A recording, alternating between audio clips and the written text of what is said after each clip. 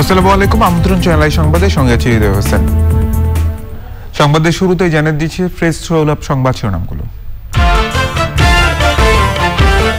BNP ও জাতীয় party রেলখাত ধ্বংস করেছে বললেন প্রধানমন্ত্রী। যমুনার উপর দেশের বৃহত্তম রেল সেতুর ভিত্তি উদ্বোধন। দেশের প্রত্যেক নাগরিক ইউনিক আইডি নম্বরে পরিচিত হবেন। 2022 সালের মধ্যে 11 কোটি মানুষের হাতে স্মার্ট কার্ড। বাগেরহাটে শিশু হত্যার দায়ে 3 জনের যাবজ্জীবন। ঘুমন্ত মা বাবার কোল থেকে অপহরণ, মুক্তিপণ দাবি ও হত্যা মামলার রায়।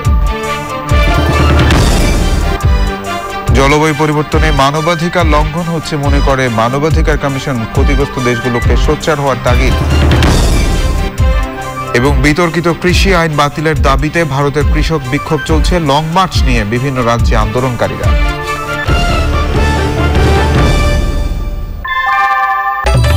ঘরের চালের স্থায়ী সমাধান আনোয়ার সিমেন্ট শীট, সব সিজনেই ফিট। সংবাদ শিরোনামগুলো জানাচ্ছিলাম। এখনকার সংবাদ আয়োজন একই সঙ্গে চ্যানেল আই অনলাইনের লাইভ টিভি এবং চ্যানেল আই অনলাইনের ভেরিফাইড ফেসবুক পেজে সরাসরি প্রচার হচ্ছে।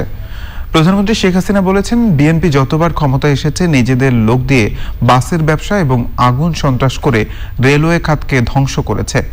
যমুনা সেতুর উপর দেশের সবচেয়ে বড় রেল সেতু বঙ্গবন্ধু শেখ মুজিব রেলওয়ে সেতুর ভিত্তি উদ্বোধনের সময় প্রধানমন্ত্রী বলেন, এই সেতু হলে দেশ অর্থনৈতিকভাবে আরো দ্রুত এগিয়ে যাবে।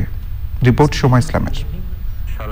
অভ্যন্তরীণ এবং আন্তর্জাতিকভাবে বাংলাদেশকে উন্নত করার লক্ষ্য নিয়ে সারা দেশকে রেল যোগাযোগের মধ্যে আনতে চায় সরকার। এর অংশ হিসেবে 2025 সালে নির্মাণ কাজ শেষ করার প্রত্যাশা নিয়ে যমুনা নদীর উপর বঙ্গবন্ধু শেখ মুজিব রেল সেতুর ভিত্তি উদ্বোধন করেন প্রধানমন্ত্রী শেখ হাসিনা।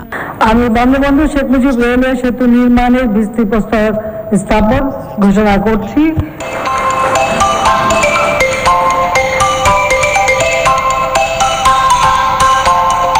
বাংলাদেশ এবং জাপান 16,781 কোটি টাকা ব্যয়ের এই প্রকল্পের অর্থদাতা। প্রধানমন্ত্রী বলেন, বিএনপি এবং এরশাদের আমলে রেল খাত ধ্বংস হয়েছে। রেলকে প্রায় গলা টিপে হত্যা করতে গিয়েছিল বিএনপি সরকার। আমরা এসে এখন আবার তাকে জীবিত করেছি। বিএনপি যখন ক্ষমতা এসে আস্তে আস্তে রেল লাইন সংকোচন শুরু করে দিল। অনেক রেল যোগাযোগ, অনেক স্টেশন বন্ধ। প্রায় 10,000 উপর রেলের একেবারে দক্ষ কর্মী, তাদেরকে গোল্ডেন হ্যান্ডশেক করে বিদায় দিয়ে দেওয়া হলো এবং আস্তে আস্তে রেল তুলে দেওয়া হবে। তাহলে চলবে কি? মিনি বাস, বাস, এছাড়া আর কিছু চলবে না।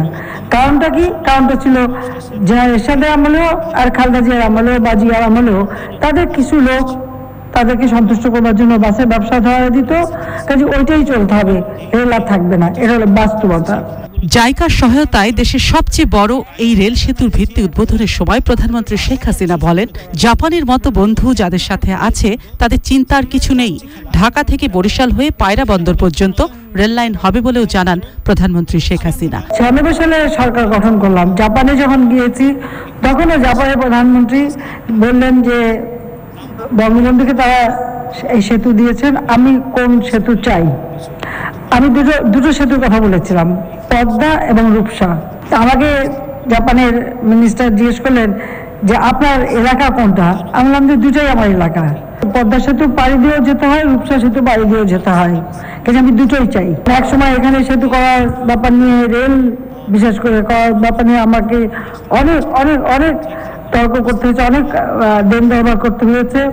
যাই হোক, আজকে একটা আলাদা সেতু হয়ে যাচ্ছে। জাপানের মতো বন্ধু যাদের সাথে আছে তাদের আর চিন্তার কিছু নাই, সেটা আমি বলতে পারি।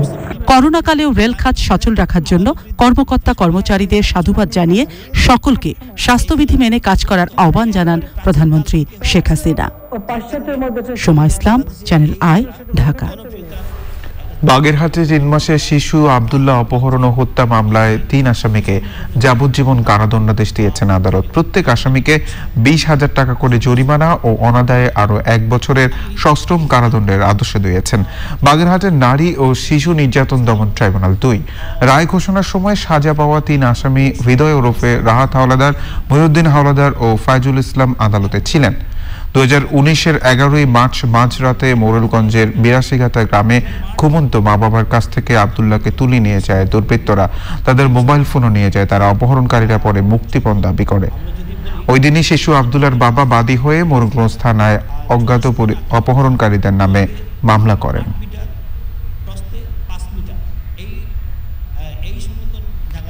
একটি করে আলাদা নম্বরে পরিচিত হবেন দেশের সকল নাগরিক। সব নাগরিক সেবায় ব্যবহার হবে ওই ইউনিক নম্বর। নির্বাচন কমিশন জানিয়েছে 1 জানুয়ারি থেকে জন্ম সনদে যে নম্বর দেয়া হবে 18 বছর বয়সে সেটি হয়ে যাবে স্মার্ট জাতীয় পরিচয়পত্র। 2022 সালের মধ্যে 11 কোটি মানুষের হাতে স্মার্ট কার্ড পৌঁছে দেওয়ার কথাও জানিয়েছে ইসি। রিপোর্ট সোমা ইসলামের। 2007 সালে চালু হয় ছবিসহ ভোটার তালিকা তৈরির কাজ।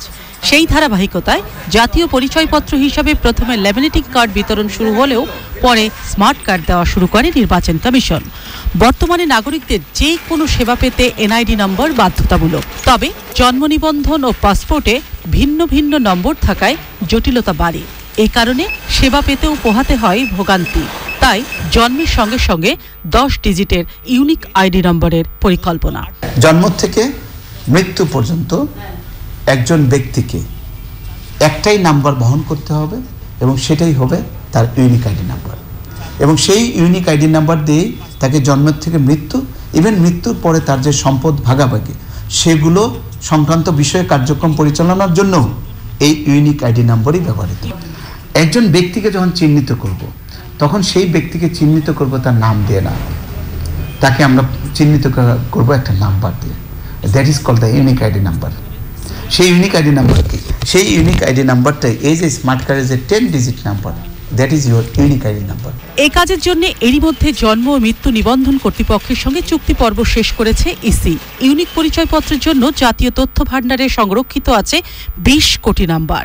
একই সাথে জাতীয় পরিচয়পত্রের সেবার মান বাড়ানো সহ জাতীয় তথ্য ভান্ডারকে আরও তৎপর করার জন্য প্রায় 2000 কোটি টাকার নতুন প্রকল্পে অনুমোদন দিয়েছে সরকার। আমরা সার্ভারকে সেইভাবে প্রস্তুত করছি যাতে করে আমাদের সার্ভার থেকে এই ইউনিক আইডি নাম্বার প্রদান করা হবে এবং 200 কোটি নাগরিককে যাতে ইউনিক আইডি নাম্বার আমরা প্রদান করতে পারি। সার্ভার এই নতুন প্রজেক্টে কিন্তু এটাও অন্তর্ভুক্ত রয়েছে। এটাই আমরা বলছি যে এই ইউনিক আইডি নাম্বারটা তাহলে কে দিবে?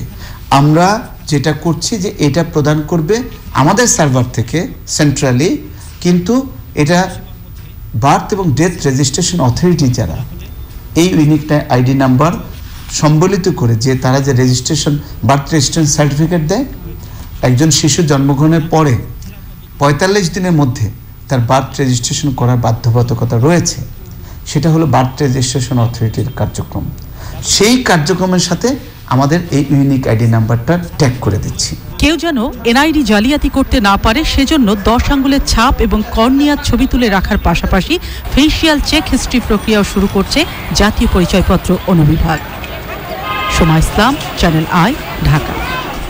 করোনা ভাইরাসে বিশ্বজুড়ে মোট আক্রান্ত 6 কোটি 25 লাখ ছাড়িয়েছে। মারা গেছেন 14,58,000-এর বেশি, সুস্থ হয়েছেন 4 কোটি 31 লাখের বেশি মানুষ। যুক্তরাষ্ট্রে একদিনে 1,43,000-এর বেশি আক্রান্ত শনাক্ত হয়েছেন। কোভিড-19 উপদেষ্টা বোর্ডের আরও 3 সদস্যের নাম ঘোষণা করেছে জো বাইডেন। মহামারী পরিস্থিতি চলতে থাকলে 2021 সাল পর্যন্ত অনুদান অব্যাহত রাখতে হতে পারে বলে আশঙ্কা করছে যুক্তরাষ্ট্রের সেন্ট্রাল টেক্স ফুড ব্যাংক। যুক্তরাজ্যের একটি পরীক্ষাগারে ত্রুটির কারণে 13,000-এর বেশি মানুষ ভুলভাবে করোনা আক্রান্ত শনাক্ত হয়েছেন। লন্ডনে লকডাউন বিরোধী বিক্ষোভ থেকে 60 জনের বেশি মানুষকে গ্রেফতার করেছে আইনশৃঙ্খলা বাহিনী। নিউজিল্যান্ডে দ্বিতীয় দফা টেস্টে পাকিস্তান ক্রিকেট দলের আরও একজন করোনা পজিটিভ হয়েছেন। এ নিয়ে সফরকারী দলের 7 জন করোনা আক্রান্ত হলেন। জলবায়ু পরিবর্তনকে মানবাধিকার লঙ্ঘন হিসেবে দেখছে জাতীয় মানবাধিকার কমিশন। জলবায়ু পরিবর্তন, পরিবেশ ও দুর্যোগ ব্যবস্থাপনা বিষয়ে কমিশনের থিমেটেক কমিটির প্রথম সভায় কমিটির সদস্যরা ক্ষতিগ্রস্তদের সহায়তায় নিজস্ব তহবিল গঠন এবং ক্ষতি মোকাবেলায় আন্তর্জাতিক উদ্যোগের জন্য সোচ্চার হওয়ার পরামর্শ দিয়েছেন। শমিক আহমেদের রিপোর্ট। বিশ্বজুড়ে জলবায়ু পরিবর্তনের ক্ষতিকর প্রভাবের ঝুঁকিতে থাকা দেশগুলোর অন্যতম বাংলাদেশ। বিষয়টি মানবাধিকারের দৃষ্টিকোণ থেকে বিবেচনায় নিয়ে জলবায়ু পরিবর্তন, পরিবেশ ও দুর্যোগ ব্যবস্থাপনা বিষয়ে থিমেটিক কমিটি গঠন করা হয়েছে। প্রথম সভায় মূল প্রবন্ধ উপস্থাপন করেন কমিটির সভাপতি ও জাতীয় মানবাধিকার কমিশনের সার্বক্ষণিক সদস্য doctor Kamal Uddin Ahmed. Human rights violation হচ্ছে যে বিষয়ের সাথে সংশ্লিষ্ট হয়ে আমাদের এক্ষেত্রে এনভায়রনমেন্ট এবং ক্লাইমেট চেঞ্জের বিষয়, সেই ক্ষেত্রে আমরা সহযোগী হয়ে কাজ করব। বিশ্ব ও বাংলাদেশের বাস্তবতায় জলবায়ু পরিবর্তন, পরিবেশ ও দুর্যোগ ব্যবস্থাপনা এবং মানবাধিকার পরিস্থিতি নিয়ে কথা বলেন কমিটির সদস্যরা। ইকোনমিক সোশ্যাল এটাকে প্রায়োরিটি শিফটে 1 নম্বরে নিয়ে যান আপনারা, তাহলে আপনাদের কাজটা করতে সুবিধা হবে। কারণ এই যে ইকোনমিক সোশ্যাল কালচারটা যদি আমি প্রায়োরিটিতে নিয়ে আসি, তাহলে কিন্তু এই যে এটাকে ধরিয়া আন্তর্জাতিক অঙ্গনে আমাদের ভূমিকাটা বাড়বে। ন্যাশনাল কনভিনিয়েন্স এবং ন্যাশনাল অ্যাডভান্টেজ থেকে আর্গু করে, এটাই হচ্ছে ব্যাপার। কিন্তু ইন্টারন্যাশনাল হিউম্যান রাইটস কন্ডিশন থেকে আর্গু করা খুবই কম হয়ে থাকে, সেইখানে আমরা যেতে পারি। আমাদের মন্ত্রণালয় যথেষ্ট ভালো অবদান রাখার জন্য এটা একটা কাজ করে যাচ্ছে। হিউম্যান রাইটস কমিশন থেকে হিউম্যান রাইটস পার্সপেক্টিভে জিনিসগুলো দেখে আমরা বিষয়টা নিয়ে আসছি। বাস্তবিক পক্ষে কিন্তু যত ভালো কাজ প্রায় সবগুলোই কিন্তু হিউম্যান রাইটস এরই কাজ, কিন্তু তারপরে আমরা এখানে ইন্ডিকেটিভ একটা অবস্থান নিয়ে আমরা করবো। বাংলাদেশ সমুদ্রস্তর বেড়ে যাচ্ছে, এগুলো কমানোর জন্য আমাদের যে নদীগুলোকে বাদ দিতে হবে, আমাদের সমুদ্র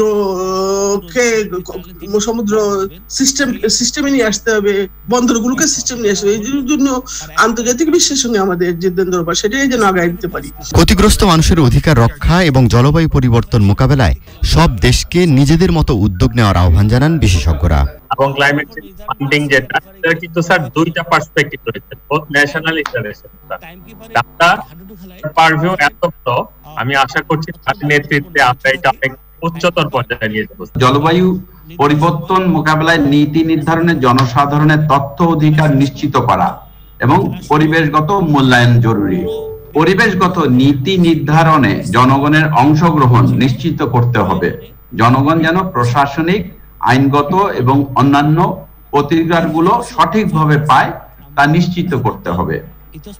পরিবেশ আইন এবং নীতি নির্ধারণের মানবাধিকারকে গুরুত্ব দিতে হবে। সুশীল সমাজকে পরিবেশগত নীতি নির্ধারণে অংশীদার করতে হবে। মানবাধিকার প্রক্রিয়াকে জলবায়ু পরিবর্তন সহ সকল পরিবেশগত সমস্যা সমাধানে জোরদার করতে হবে। ক্লাইমেট রিস্ক ইন্স্যুরেন্স, আবহাওয়া ঝুঁকি বীমা এক্ষেত্রে সহায়ক ভূমিকা রাখতে পারে। যারা ক্লাইমেট ভালনারেবল পিপল, যারা মুভ করছে কোস্টাল বেল্ট থেকে, এবং তাদের তো অবস্থা তখন খুবই করুণ থাকে, সেই জায়গায় আমরা কি জাকাত ফান্ডের থেকে তাদের সাহায্য করতে পারি কিনা এবং ওরকম একটা তহবিল গঠন করতে পারি কিনা আমরা। ক্ষতিগ্রস্ত মানুষের অধিকার আদায়ের মাধ্যমে এসডিজি অর্জনে লক্ষ্য নিয়ে এগিয়ে যেতে হবে বলে মনে করে জাতীয় মানবাধিকার commission. Shoumik Ahmed, channel I, Dhaka. ভারতে বিতর্কিত কৃষি আইন বাতিলের দাবিতে বিভিন্ন রাজ্যে কৃষকরা বিক্ষোভ সমাবেশ করে চলেছেন। রাজধানী নয়াদিল্লিতেও চলে এসেছেন অনেক কৃষক। শর্ত দিয়ে কৃষকদের সরে আসার আহ্বান জানিয়েছেন ভারতের স্বরাষ্ট্রমন্ত্রী অমিত শাহ। সরকারের সাথে আলোচনা নিয়ে কৃষকরা আজ বৈঠক করবেন। সাবরিন হাসানের রিপোর্ট। কেন্দ্রীয় সরকারের কৃষি আইনের বিরোধিতা করে টানা 4 দিন ভারতের বিভিন্ন রাজ্যে কৃষকদের বিক্ষোভ। কৃষকরা লং মার্চ করে জড়ো হয়েছেন পাঞ্জাব হরিয়ানা সীমানায়। একটি দল রাজধানী নয়াদিল্লিতেও ঢুকে পড়েছে, তবে সেখানে বিক্ষোভের অনুমতি দেয়নি পুলিশ। পরিস্থিতি নিয়ন্ত্রণে বিভিন্ন রাজ্যে জলকামান ব্যবহার করেছে আইনশৃঙ্খলা বাহিনী। কৃষকদের দিল্লি থেকে সরে যাওয়ার আহ্বান জানিয়েছেন স্বরাষ্ট্রমন্ত্রী অমিত শাহ। যদি কৃষকরা সরে যান তবে 3রা ডিসেম্বরের আগেই কৃষক ইউনিয়নগুলোর সাথে সরকারের আলোচনার বসা নিয়ে আভাস দিয়েছেন তিনি। অমিত শাহ শর্ত নিয়ে বৈঠকে বসছেন কৃষকরা। ওই বৈঠকে কৃষিমন্ত্রীর সঙ্গে আলোচনায় বসা নিয়ে সিদ্ধান্ত নেবেন তারা। বিতর্কিত কৃষি আইন বাতিল না হওয়া পর্যন্ত আন্দোলন চালিয়ে যাওয়ার ঘোষণা দিয়েছে কৃষক সংগঠনগুলো। Sabrina Hasan, channel I. আওয়ামী লীগ সাধারণ সম্পাদক ওবায়দুল কাদের বলেছেন, সংবিধান অনুযায়ী যথাসময়ে নির্বাচন হবে। অনলাইন ব্রিফিংয়ে তিনি বলেন, জনগণের ভোটে নির্বাচিত আওয়ামী লীগ সরকারের শাসন দীর্ঘায়িত করার সুযোগ নেই। ওবায়দুল কাদের বলেন, নিজস্ব বলয় তৈরি করতে নিজের লোকদের নিয়ে আওয়ামী লীগের কোনো পর্যায়ের কমিটি গঠন করা যাবে না।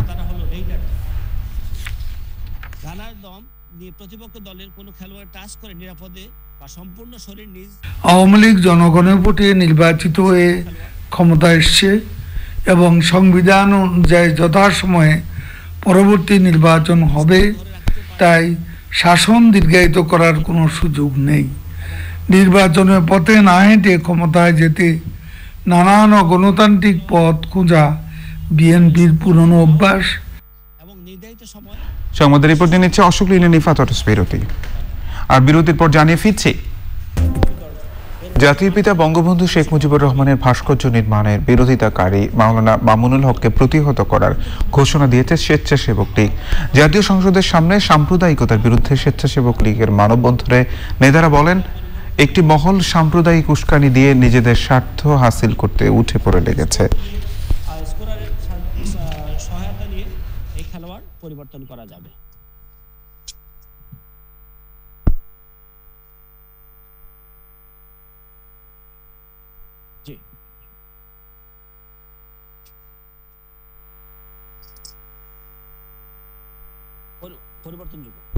আমরা মাওলানা মামুনুল হককে জানান দিতে চাই, আজকে আমরা প্রতিবাদ করলাম, এরপর আমরা যে কোনো ব্যাপারে আমরা প্রতিরোধ করে তুলব। আজকে স্বেচ্ছাসেবক লীগের সারা বাংলাদেশের লক্ষ লক্ষ কর্মী জননেত্রী শেখ হাসিনার ভ্যানগার্ড হিসেবে যারা পরিচিত, তারা একাই যথেষ্ট এই মৌলবাদী শক্তিকে প্রতিরোধ করার জন্য। বিশ্বে শান্তি রক্ষার অভিযানের ধারাবাহিকতায় আবারও ডেমোক্রেটিক রিপাবলিকান কঙ্গোতে শান্তি রক্ষা মিশনে যাচ্ছে বাংলাদেশ বিমান বাহিনীর ৩২০ সদস্যের একটি দল। রোববার সকালে বাংলাদেশ বিমান বাহিনীর ঘাঁটি বাঁশারে কঙ্গোগামী কন্টিনজেন্ট সদস্যদের ব্রিফ করেন বিমান বাহিনী প্রধান এয়ার চিফ মার্শাল মাসিউজ্জামান সেনিয়াবাদ। বরাবরের মতোই শৃঙ্খলা, সততা, পেশাদারিত্ব ও আন্তরিকতার সাথে দায়িত্ব পালন করে দেশের জন্য সুনাম বয়ে আনার জন্য কন্টিনজেন্ট সদস্যদের আহ্বান জানান তিনি। এবারে শান্তিরক্ষা মিশনে ৩ জন নারী সহ বিমান বাহিনীর ৩২০ জন সদস্য, ৩টি কন্টিনজেন্ট, একটি C-130 পরিবহন বিমান ও 6টি MI-17 হেলিকপ্টার রয়েছে।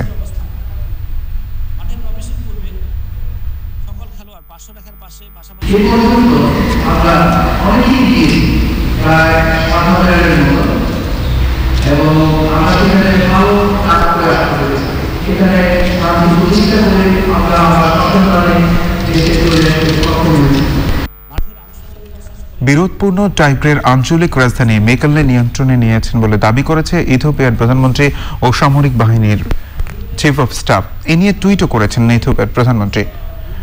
তবে হাল না ছাড়ার কথা জানিয়ে টাইগ্রে পিপলস লিবারেশন ফ্রন্ট মেকেলের সামরিক বাহিনীর সদর দপ্তরে হামলার অভিযোগে ৪ নভেম্বর টাইগ্রে পিপলস লিবারেশন ফ্রন্টের বিরুদ্ধে অভিযানের ঘোষণা দেন ইথিওপিয়ার প্রধানমন্ত্রী আবিই আহমেদ। এরপর ৩ সপ্তাহ ধরে ইথিওপিয়ার সরকারি বাহিনী ও স্বাধীনতাকামী TPLF এর মধ্যে লড়াই চলছে। এর মধ্যে ১,০০০-এর বেশি মানুষ নিহত হয়েছে বলে আশঙ্কা করা হচ্ছে। অঞ্চলটি থেকে পালিয়ে প্রতিবেশী দেশ সুদানে আশ্রয় নিয়েছে প্রায় ৪৪,০০০ মানুষ। এবার নিটোলটা কৃষি সংবাদ।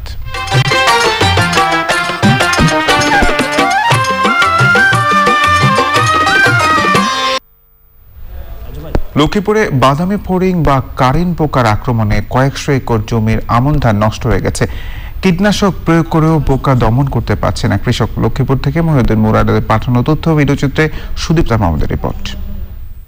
মৌসুমের শুরুতেই অব্যাহত বৃষ্টি ও জলাবদ্ধতায় রোপণে কিছুটা বিলম্ব হলেও আমনের ভালো ফলনে আশাবাদী ছিলেন কৃষক। এর মধ্যেই ক্ষেতে দেখা দিয়েছে কারেন্ট পোকার আক্রমণ। অনেক ক্ষেতে ধান গাছ শুকিয়ে গেছে, ধান ছাড়া শুধু গাছ দাঁড়িয়ে আছে। কারেন্টের পোকা ধরছে, কি যেন ভাইরাস, আরেকটা কি যেন ভাইরাস আসছে। এখন প্রত্যেকটা ধানের গলা কাটে দেওয়া হচ্ছে। ধানের কারেন্টের একটা পোকা নাম আছে, কারেন্টের পোকা বলা হয় ওইটাকে। ওটা ধানের যখন থোঁড় থেকে ধান বাইর হয় তখন ওইটা কেটে দেয়। ওই পোকাটা মানুষের অলরেডি কৃষকরা মরে যাইতেছে। লক্ষ্মীপুর সদর উপজেলার হাজিরপাড়া, মান্দারি, উত্তর জয়পুর, মধ্য জয়পুর, ভবানীগঞ্জ, চর রমণীমোহন সহ অনেক এলাকায় একই ক্ষতির শিকার হয়েছেন কৃষক। তারা বলছেন কৃষি বিভাগের পরামর্শে কীটনাশক প্রয়োগ করেও তেমন ফল পাওয়া যাচ্ছে না। আমরা কৃষককে পরামর্শ দিয়ে যাচ্ছি যাতে কৃষক ধান গাছের গোড়ায় কীটনাশকটা স্প্রে করে, তাতে করে আপনার কিছুটা হলেও এই সমস্যাটা দূর হবে। যদি প্রাথমিক পর্যায়ে এই ধরনের সমস্যা দেখা দেয়, তাতে করে যদি ওই জমির পানিটা যদি বের করা যায়, পানিটা বের করে যদি জমিটাকে 1 সপ্তাহ শুকিয়ে রাখা যায়, তাহলে এই পোকার আক্রমণের যে প্রবণতা সেটা অনেকাংশে কমে যাবে। চলতি বছর জেলায় ৮১,৭৫০ হেক্টর জমিতে আমন ধান চাষ হয়েছে। Sudipta Mahmud, channel I. এবার প্রকৃতি সংবাদ।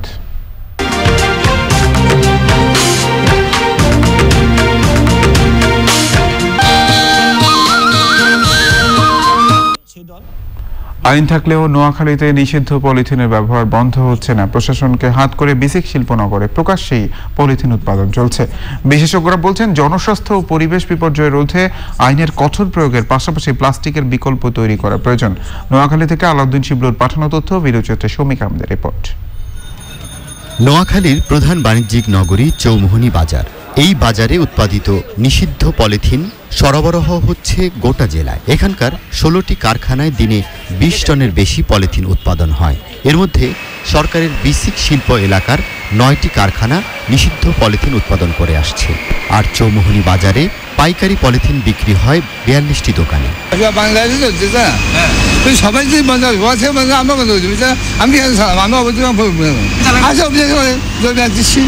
পলিথিনের ব্যবহার নিয়ে পরস্পরকে দায়ী করছেন ক্রেতা বিক্রেতারা। প্রশাসন সবকিছুই জানে যে পলিথিন কোথায় উৎপন্ন হইতেছে এবং কোথায় আপনার এগুলো রাখা হইতেছে। প্রশাসনকে আমরা অনুরোধ করব যেন এই পলিথিনের চৌমুহনী থেকে টোটালি এটার মিল কারখানাগুলো সব বন্ধ করে দেওয়া উচিত। কাস্টমারও যদি বাইরে থেকে ব্যাগ নিয়ে আসে তাহলে আমরা এগুলো ব্যবহার করার প্রশ্নই উঠে না। পলিথিন ব্যবহার করতেছি তো বিকল্প কোনো ব্যবস্থা না থাকার কারণে প্রশাসনের লোকজন আছে তাদের উৎপোষ দিয়ে প্রশাসন ফ্যাক্টরির মালিকরা পলিথিন ফ্যাক্টরি চালায়, সে কারণে তারা বন্ধ করতে পারে না। বিভিন্ন স্থানে মোবাইল কোর্ট পরিচালনা করলেও বিসিক শিল্পনগরীতে পলিথিন উৎপাদনের বিষয়টি নজরে নেই জেলা প্রশাসনের। পলিথিন বিক্রি করলে আমরা মোবাইল কোর্টে আইন অনুযায়ী তাদেরকে আবার জেল জরিমানা করা হচ্ছে, জেলও দেওয়া হচ্ছে। তারপরেও আমাদের তো এটা মনিটরিং অব্যাহত আছে।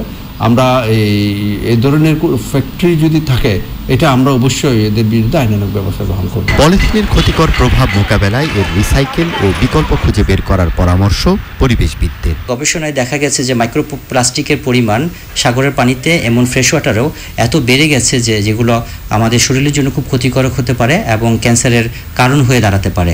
2002 সালে আইন করে পলিথিন উৎপাদন, পরিবহন, মজুত ও ব্যবহার নিষিদ্ধ করা হলেও নোয়াখালী সহ সারা দেশেই এর ব্যবহার বেড়ে চলেছে। Shoumik Ahmed, channel I. এবার ইভ্যালি খেলার খবর।